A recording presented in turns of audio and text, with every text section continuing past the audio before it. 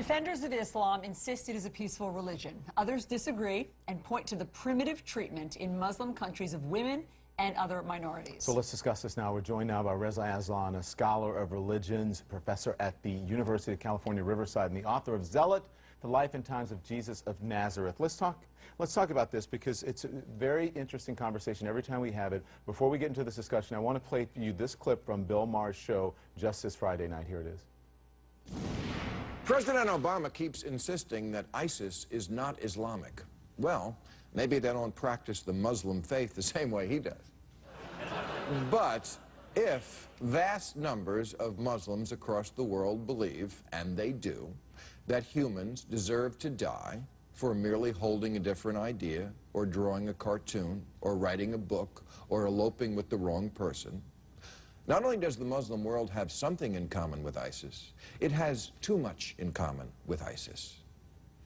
There's so much talk. You can applaud. Sure. He went on for a good 5 or 6 minutes about that, talking about how women are circumcision for women, not respecting the rights of women, not respecting the rights of gay people. And what's your reaction? And then we'll talk. Well, I like Bill Maher. I've been on his show a bunch of times. He's a comedian, but, you know, frankly, when it comes to the topic of religion, he's not very sophisticated in the way that he thinks. I mean, the argument about the female genital mutilation being an Islamic problem is a perfect example of that. It's not an Islamic problem, it's an African problem. Well, wait, because he says it's a, hold on a second, Reza, because he says it's a Muslim country problem. He says that in Somalia... Yeah, but that's... Yeah, and that's actually empirically, factually incorrect. It's a Central African problem. Eritrea has almost 90% female genital mutilation. It's a Christian country. Ethiopia has 75% female genital mutilation. It's a Christian country. Nowhere else in the Muslim majority states is female genital mutilation an issue. But again, this is the problem, is that you make these facile arguments like that women are somehow mistreated in the Muslim world. Well, that's certainly true in many Muslim majority countries like Iran and Saudi Arabia. Do you know that Muslims have elected 7 women as their heads of states in those Muslim majority countries? How many women do we have as head of states in the United States? Reza, be honest though, for the most part, it is not a free and open society for women in those states. Well, it's not in Iran, it's not in Saudi Arabia, it certainly is in Indonesia and Malaysia, it certainly is in Bangladesh, it certainly is in Turkey. I mean, again, this is the problem, is that you're talking about a religion of 1.5 billion people, and certainly becomes very easy to just simply paint them all with a single brush by saying, well, in Saudi Arabia they can't drive, and so therefore that's somehow representative of Islam. It's representative of Saudi Arabia. But in Iran, they don't have... I mean, I think that Bill Maher's point is that these aren't extremists. We often talk about extremists and that we should crack down on extremists, and why aren't Muslims speaking out about extremists? In Saudi Arabia, when women can't vote and they can't drive and they need permission from their husband, that's not extremists. Why aren't we talking more about what... That's not extremist, that's commonplace. Why don't we talk more about the commonplace wrongs that are happening in some of these countries? It's extremist when compared to the rights and responsibilities of women, Muslim women around the world. It's an extremist way of dealing with it. But it's not extremist in that. It's not extremist in that country. In Saudi Arabia, that's the norm. Oh no, it's not. I mean, look, Saudi Arabia is one of the most, if not the most extremist Muslim country in the world.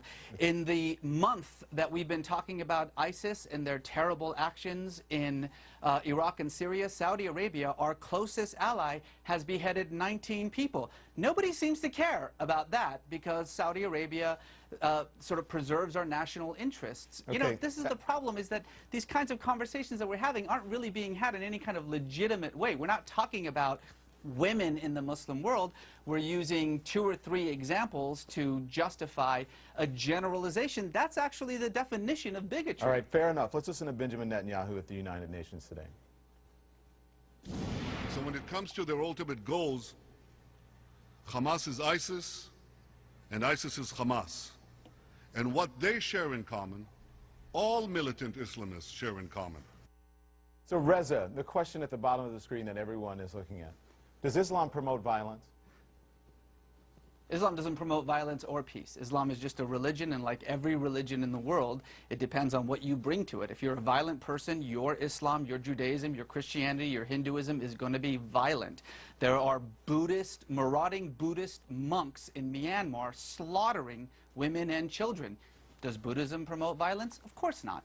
People are violent or peaceful, and that depends on their politics, their social world, the way that they see their communities, the way they see themselves. So, Reza, you don't think that there's anything more, there's the justice system in Muslim countries, you don't think is somehow more primitive or subjugates women more than in other countries? Did you hear what you just said? You said in Muslim countries. I just told you that Indonesia, women are absolutely 100% equal to men. In Turkey, they have had more female representatives, more female heads of state in Turkey than we have in the United States. But in Pakistan, stop saying things like Muslim countries. Women are still being stoned. And that's to a death. problem for Pakistan. So You're in right. other words, so let's okay, I Pakistan. just want to be clear on what your point is, because I thought you and Bill Maher were saying the same thing. Your point is that Muslim countries are not to blame. There is nothing particular, there's no common thread in Muslim countries. You can't paint with a broad brush that somehow their justice system or Sharia law or what they're doing in terms of stoning and female mutilation is different than in other countries like Western countries. Stoning and mutilation and those barbaric practices should be condemned and criticized by everyone. The actions of individuals and societies and countries like Iran, like Pakistan, like Saudi Arabia must be condemned because they don't belong in the 21st century. But to say Muslim countries as though Pakistan and Turkey are the same, as though Indonesia and Saudi Arabia are the same, as though somehow what is happening in the most extreme forms of these repressive countries, these autocratic countries, is representative of what's happening in every other Muslim country, is frankly, and I use this word seriously, stupid. So let's stop doing that. Okay, Reza, let's listen. I want you to listen to Benjamin Netanyahu again. This is actually the one I wanted you to hear. Yeah, the ISIS. But our hopes and the world's hopes for peace are in danger, because everywhere we look, militant Islam is on the march. It's not militants, it's not Islam, it's militant Islam. And typically, its first victims are other Muslims, but it spares no one. He's making a clear distinction there. He says it's not militants, it's not Islam, it's militant Islam. Do you understand his distinction there? Is he correct? Well, he's correct in talking about militant Islam being a problem.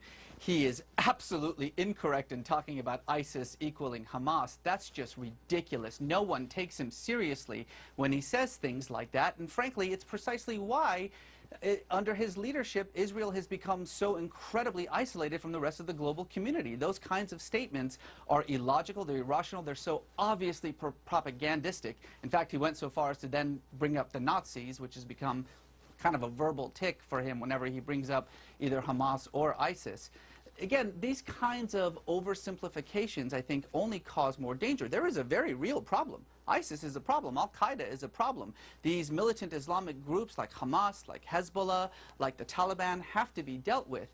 But it doesn't actually help us to deal with them when instead of talking about rational conflicts, rational criticisms of a particular religion, we instead so easily slip into bigotry by simply painting everyone with a single brush, as we have been doing in this conversation, mind you.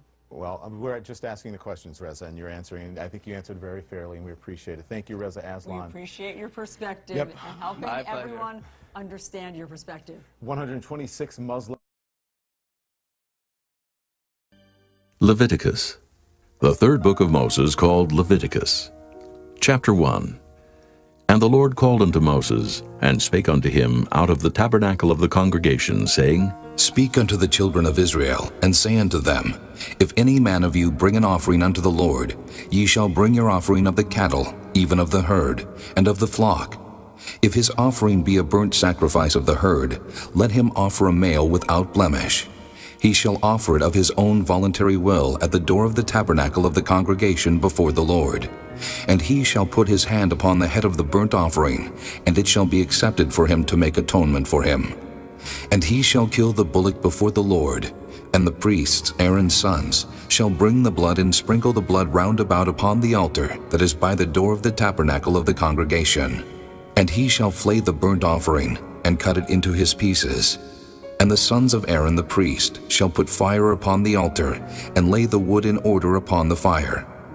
And the priests, Aaron's sons, shall lay the parts, the head and the fat, in order upon the wood that is on the fire, which is upon the altar. But his inwards and his legs shall he wash in water.